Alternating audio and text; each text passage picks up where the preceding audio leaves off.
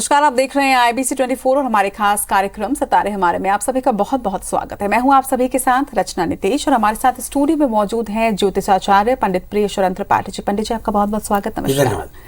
तो आज हम बात करेंगे आज के पंचांग की, आज के राहु काल के बारे में भी आपको जानकारी देंगे। इसके साथ ही आज स्कंद षष्ठी है, तो किन्हें ये व्रत करना चाहिए, स्कंद षष्ठी का क्या महत्व होता है, इसके बारे में भी तमाम जानकारी आज पंडित जी हमें देंगे। इसके साथ ही होंगे आपके सवाल और पंडित जी के जवाब। लेकिन जिन्हें भी सवाल अपने पूछने हो उनके लिए एक खास निवेदन कि जब आप कॉल करें तो कॉल करने के पहले अपने टीवी का वॉल्यूम बेहद कम रखें। इसके साथ ही नेटवर्क पे आके बात करें। नंबर जो है वो स्क्रीन पर भी फ्लैश कर रहा है, 0771-400-8777 ये है नंबर। और अब आइए शुरू करते हैं कार्यक्रम की और जानते हैं सबसे पहले आज का राहु काल और पंचांग। आज शुभ संवत 2079 शक 1944 सूर्य उत्तरायण का आषाढ़ महीने की शुक्ल पक्ष की षष्ठी तिथि है और दिन मंगलवार। आज षष्ठी शाम को 7:29 तक, पूर्वा फाल्गुनी नक्षत्र 10:30 तक। आज चंद्रमा सिंह राशि में होंगे। आज का राहु काल 3:28 से 5:08 तक होगा। तो ये तो था पंचांग और अब बात करते हैं स्कंद षष्ठी। जी बिल्कुल पंडित जी, जैसा आपने बताया है कि आज की तिथि षष्ठी की है, स्कंद षष्ठी का व्रत रखा जाता है। किन्हें खास तौर पर ये व्रत रखना चाहिए, स्कंद षष्ठी का महत्व क्या होता है, ये दर्शकों को बताइएगा। स्कंद षष्ठी का जो व्रत है वो संतान की पीड़ा के शमन के लिए स्त्रियां रखती हैं। स्कंद देव भगवान शिव और पार्वती के पुत्र और भगवान गणेश के छोटे भाई हैं। भगवान स्कंद को मुरुगन, कार्तिकेय या सुब्रमण्यम के नाम से जाना जाता है। षष्ठी तिथि भगवान स्कंद को समर्पित है। षष्ठी तिथि जिस दिन पंचमी के साथ हो, सूर्योदय और सूर्यास्त के मध्य में जब पंचमी हो, उस दिन जब षष्ठी का योग हो रहा हो, उस तिथि को स्कंद षष्ठी के रूप में स्वीकार्यता मिलती है। स्कंद षष्ठी को कंद षष्ठी के रूप में भी माना जाता है। धर्म सिंधु ग्रंथ और निर्णय सिंधु के आग्रह से सूर्योदय और सूर्यास्त के मध्य में जब पंचमी तिथि समाप्त होती है या षष्ठी तिथि का प्रारंभ होता है, तब ये तिथि दोनों संयुक्त हो जाती है और इस तिथि में स्कंद षष्ठी के रूप में चुना जाता है। और इस बार पंचमी तिथि सूर्यास्त के मध्य में समाप्त होकर षष्ठी तिथि का आरंभ है। आषाढ़ माह की शुक्ल पक्ष की षष्ठी तिथि को स्कंद षष्ठी कहते हैं।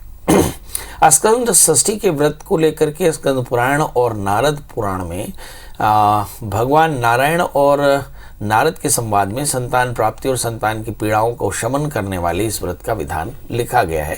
जो लोग भी इस व्रत को करने की सोचते हैं उन्हें सबसे पहले एक दिन पहले व्रत का नियम करना चाहिए। मतलब आहार का संयम करें, एक भोजी भूमिशाई भूत्वा ब्रह्म परशुचि, एक बार भोजन करें, भूमि में शयन करें, आहार का संयम रखें, ब्रह्मचर्य का पालन करें और फिर षष्ठी तिथि को कुमार अर्थात कार्तिकेय की पूजा करनी चाहिए। स्कंद षष्ठी की उपासना से च्यवन ऋषि को अपनी आंखों की ज्योति मिली थी।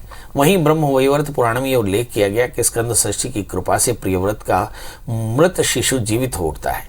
भगवान शिव के तेज से उत्पन्न बालक स्कंद की 6 कृतिकाओं ने स्तनपान करके रक्षा की थी। चूंकि उनके खरमुख है इसलिए उन्हें कार्तिकेय के नाम से भी जाना जाता है। कार्तिकेय का दर्शन कर लेने से भी ब्रह्महत्या जैसे पापों से मुक्ति मिलती है। इसलिए इनकी पूजा दीप वस्त्र अलंकरणों से पूजा करनी चाहिए और फिर उनकी पूजा के बाद बच्चों के स्वास्थ्य के लिए सभी शुक्ल षष्ठियों को व्रत करना चाहिए।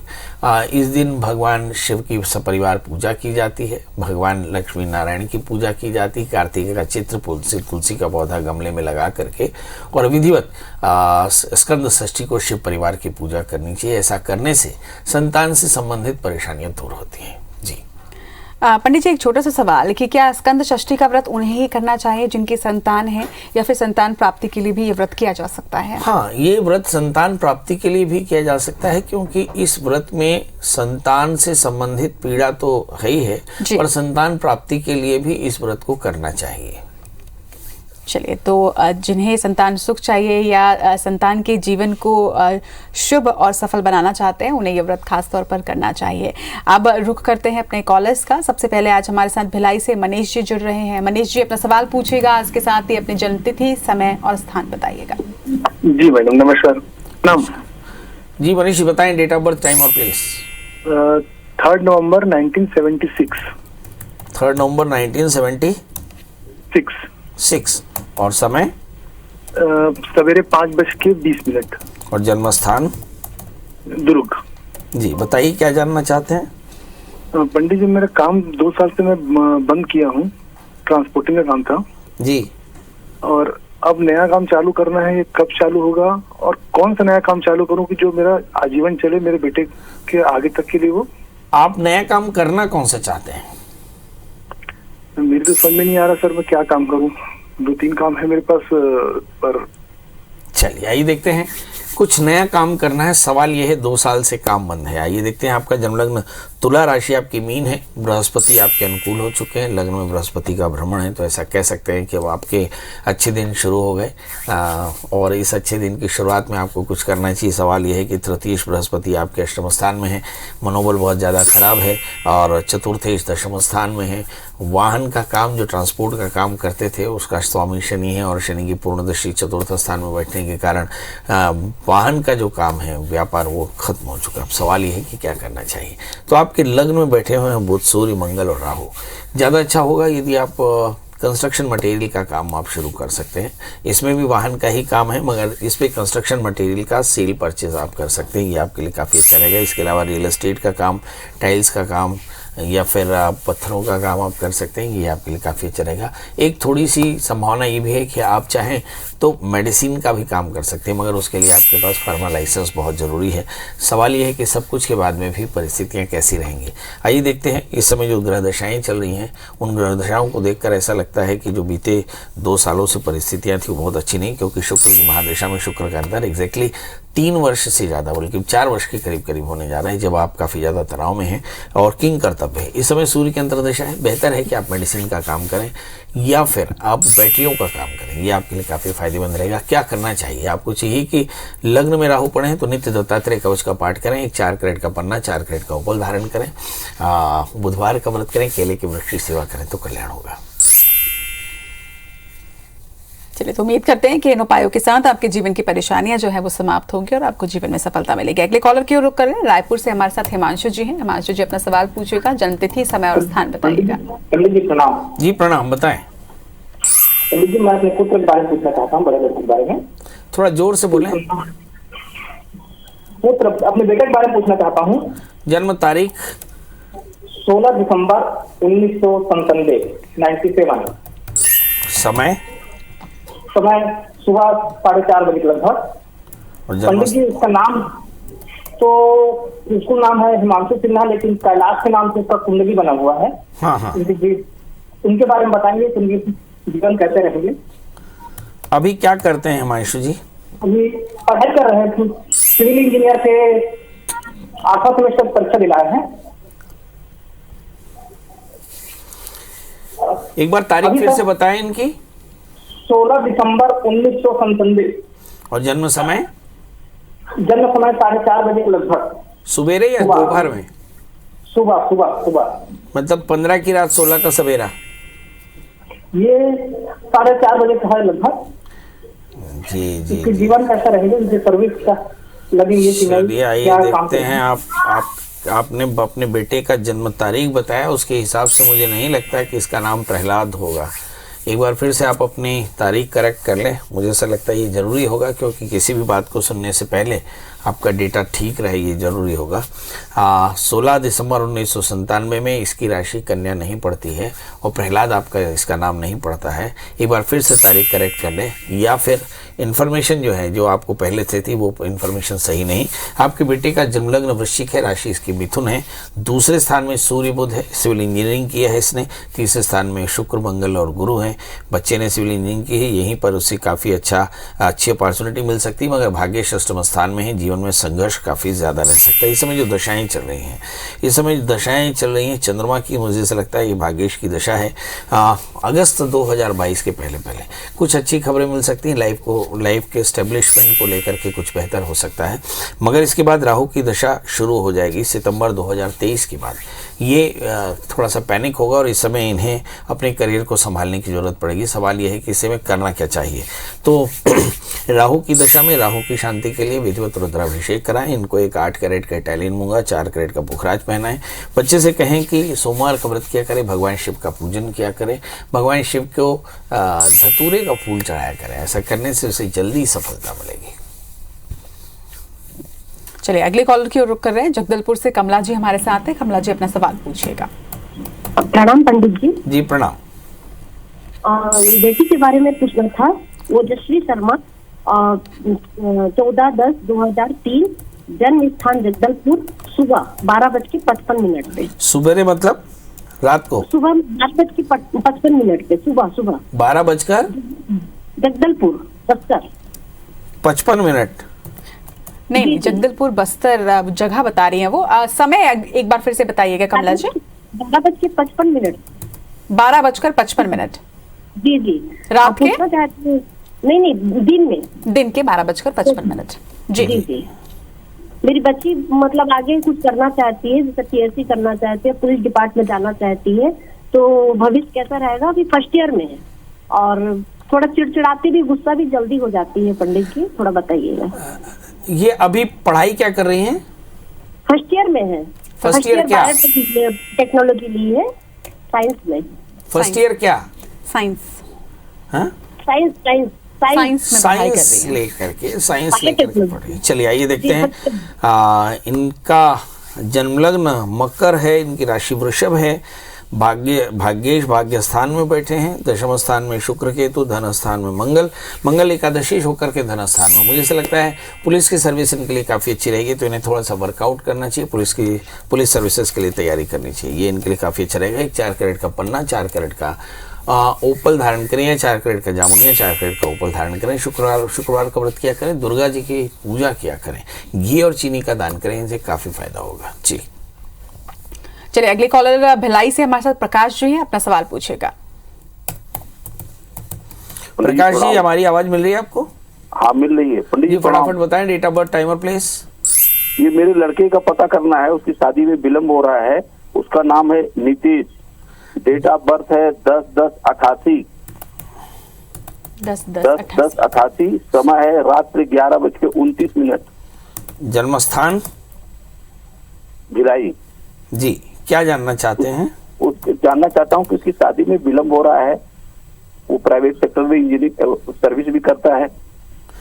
चलिए, शादी में परेशानी है, वजह क्या है आइए देखते हैं हम। मेरा ख्याल है कि कुछ नहीं तो कुछ 400-500 एपिसोड्स में हमने बीते 10-12 सालों में इसके लिए बहुत सारा कुछ लिखा पड़ा है कि 7वें स्थान में प्रॉब्लम, शनि जैसे पापग्रह बैठ जाए तो शादी में काफ़ी परेशानियां आ सकती हैं। इसको सैटर्निक इम्पैक्ट बोलते हैं, इससे डिले, डिस्प्यूट और disturbance, 3D impact of the Shani, ऐसा हमने नाम दिया।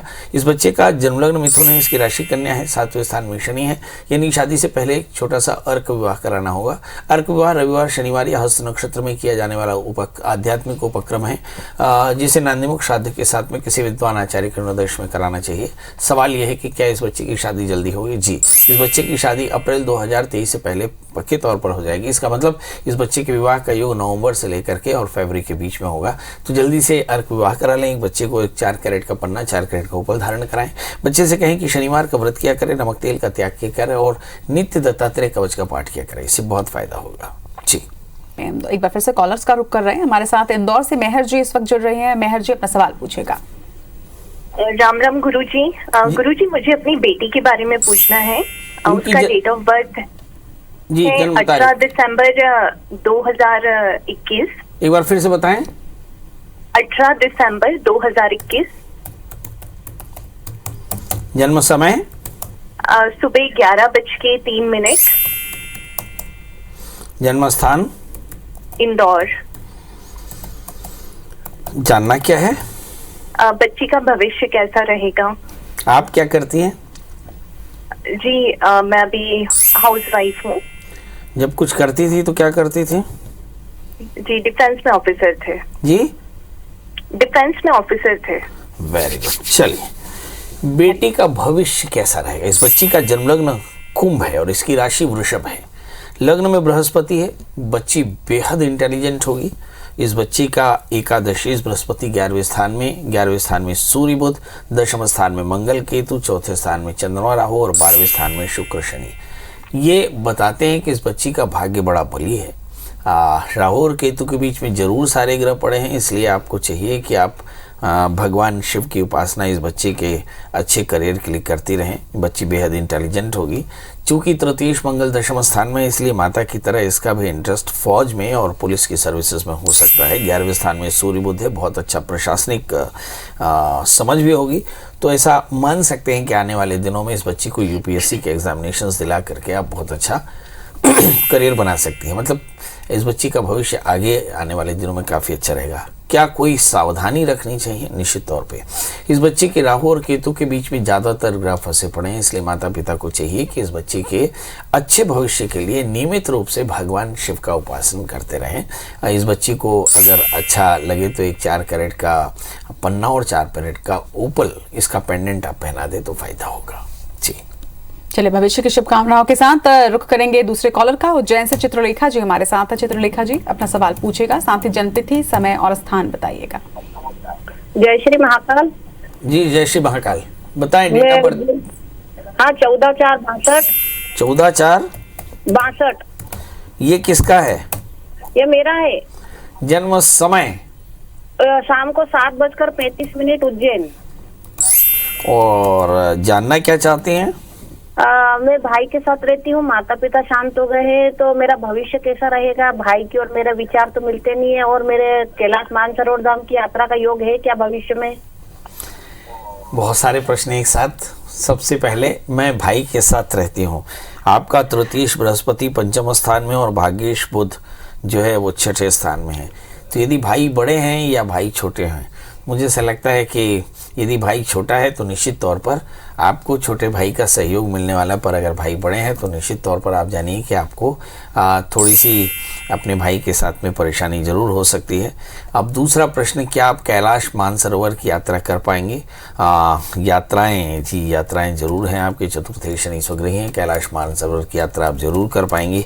एक तीसरा प्रश्न कि इस समय जो परिस्थितियाँ हैं वो कैसी हैं? क्या किसी प्रकार का विशेष कष्ट आने वाला है या कोई परेशानी आने वाली है? तो इस समय हम देखें कि राहु की महादशा चल रही है, और राहु की महादशा में केतु का अंतर है फरवरी 2023 तक, और उसके बाद शुक्र की अंतरदशाएं चलेंगी 3 वर्ष। मतलब फरवरी 2023 के बाद जब शुक्र की अंतरदशाएं चलेंगी तो मानसिक तनाव, शारीरिक परेशानी और चिंताएं हो सकती हैं। अब सवाल यह है कि इन सारे कष्टों का निदान क्या है? तो आपको शुक्रवार का व्रत करना चाहिए, भगवती महामाया की पूजा करनी चाहिए, नवार्ण मंत्र का जप करना चाहिए, और एक 4 कैरेट का पन्ना, 4 कैरेट का ओपल धारण करना चाहिए। ऐसा करने से आपकी परेशानियां कम होंगी जी। चलिए, अगले कॉलर प्रदीप जी हमारे साथ जुड़ रहे हैं दलीराजहरा से। प्रदीप जी अपना सवाल पूछेगा। पंडित जी प्रणाम। जी प्रणाम करता हूँ सर। मेरा जन्म तिथि है 24 मार्च 1989। जी। जन्म 11 बजे है सर, शुक्रवार के आसपास। हेलो। हाँ जी। 11 बजे सर। मैं जानना चाह रहा हूँ कि मेरा सरकारी नौकरी का क्या उसमें कुछ है, या फिर बिजनेस में मेरा क्या रहेगा? मतलब बिजनेस में अच्छा रहेगा कि नौकरी में अच्छा रहेगा? हाँ। इसके बारे में जानना चाह रहा हूँ। जन्म समय सुबेरे का है रात का? रात का है सर, रात का। और जन्म स्थान? जन्म स्थान ये राजनांदगांव के पास है, देवरी जगह, सुरसुली। अभी करते क्या है प्रभु? मैं अभी सर प्राइवेट जॉब में हूँ, सिविल इंजीनियर हूँ। अच्छा, और क्या आपकी शादी हो गई? शादी हो गई है। बच्चे? एक बच्चा है सर। चलिए ये देखते हैं आपको क्या शासकीय नौकरी मिलेगी। आपका जन्म लग्न वृश्चिक है, राशि तुला है, आपके भाग्याधिपति 12वें स्थान में है मुझे लगता है, और दशमाधिपति सूर्य 5वें स्थान में है। शासन को अपनी सेवाएं देने का योग तो है, पर शासन में रेगुलर आपकी सर्विस लगेगी की संभावना थोड़ी सी कम है। सब कुछ के बाद में भी जीवन में संघर्ष है, इसका निदान क्या है? आप सोमवार का व्रत किया करें, भगवान शिव का पूजन, और एक 4 कैरेट का अच्छा सा पुखराज और 8 कैरेट का इटालियन मूंगा, अगर इसे ज़्यादा भी वजन का पहन सके तो काफ़ी अच्छा रहेगा। और गुड़ का दान किया करें, गाय को थोड़ा सा गुड़ खिला दिया करें, खासकर मंगलवार को। आप देखेंगे ऐसा करने से आपको जीवन में बड़ी सफलताएँ मिलेंगी जी। तो ये तो बात हुई कॉलर्स की, और अब उस सवाल का जवाब जो पंडित जी ने आप सभी के लिए कल जोड़ा था कि आरती का अर्थ क्या होता है। हाँ, आरती का अर्थ क्या होता है? बिल्कुल पंडित जी, तो समय का थोड़ा अभाव है, जल्दी से आरती शब्द का अर्थ होता है दुख दूर करना। आरारती शब्द है, इसका मूल शब्द है आरारती। जो मत्स्य पुराण से लिया गया। आरार्ति शब्द जो है इसका मतलब है कि आरती करना, है ना। तो आरार्ति शब्द मत्स्य पुराण से निकला, जिसमें ठंडी और गर्म आरतियां होती हैं। ठंडी आरती मतलब जो आप जल से प्रशन करते हैं, तो ये जल से आरती हो सकता है, या गर्म आरती तो जिसमें हम आपको देखते हैं कि आरती का दिया जलाते हैं और दिए से आरती करते हैं। इसका मतलब होता है एक तरह का ऑरा ट्रीटमेंट। अगर आपने देखा होगा तो this is all aura treatment, कि जब हम भगवान को अच्छे से सजा लेते हैं, दूल्हे को अच्छे से सजा लेते हैं, बच्चे को अच्छे से सजा लेते हैं, फिर उसकी आरती करते हैं कि नजर न लग जाए, है ना। तो दृष्टि दोष निवारण के लिए भगवान की आरती की जाती है। जब बाकी बिहारी के दर्शन जाएंगे तो आपके दर्शन के बाद पंडित जो है पट बंद करके आरती करता है, मतलब भगवान के दुख दूर करता है और उस आरती को अपने लेता है, कहता है कि भगवान के सारे दुख मुझे मिल जाए। ऐसी धारणा के साथ आरती की जाती है। आरती की बातियां 1, 3, 5, 7, 9 विषम संख्या में रखी जाती है। और आरती यानी वर्ती का जो बाती होती है, वो बाती आमतौर पे कॉटन की यानी मौली की या फिर रुई की रखते हैं। आरती आप कपूर से भी कर सकते हैं। तो ये आरती है। और आरती शब्द का अर्थ ये होता है दुख को दूर करना। मतलब यदि आपका बच्चा बीमार हो तो आप बच्चे की आरती कर सकते हैं। हम आरती करने का नियम क्या है कि 3 बार चेहरे से, 3 बार नाभि से और 3 बार पूरे शरीर से आरती करना चाहिए। चलिए, तो ये तो बात हुई आरती की। और कल हम जानेंगे कि भगवान की आरती क्या दिन में सिर्फ 2 बार ही करनी चाहिए, और अगर 2 बार ही करनी चाहिए तो 2 बार आरती क्यों की जाती है। इस पर पंडित जी से जवाब लेंगे। तब तक के लिए हमें दीजिए इजाजत। नमस्कार।